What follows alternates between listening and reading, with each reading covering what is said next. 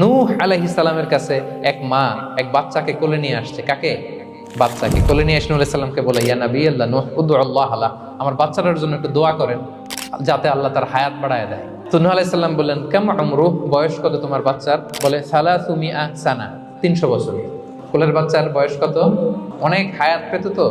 তো উনি বলতেছে, তুমি 300 বছর তোমার বাচ্চার হায়াত, মানে এখন বয়স, তুমি আরো হায়াতের দোয়া চাইতেছো। তুমি কি জানো আখিরি জামানায় এমন এক জাতি আসবে যারা 60 থেকে 70-এর মধ্যে সব মরে শেষ। 300 বছর তোমার ছেলের বয়স, তুমি লম্বা হায়াতের দোয়া করো। তুমি কি জানো শেষ জামানায় এরা 60-70-এর মধ্যে সব মরেই যাবে? এই মহিলা তো অবাক, তাই নাকি 70-এ মরে যাবে? এই কথা শুনে মহিলা বলতেছে, আইয়াবনুন আল বুয়ুত, আচ্ছা নবী আল্লাহ নূহ 70 বয়সে যেহেতু মরে যাবে, তারা কি আর দুনিয়াতে ঘর বাড়ি বানাবে? কেন মহিলার ধারণা 70 বছর যেহেতু হায়াত, ঘরের তো আর প্রশ্নই আসে না, এটা তো এমনি সেমনি কাটায় চলে যাবে।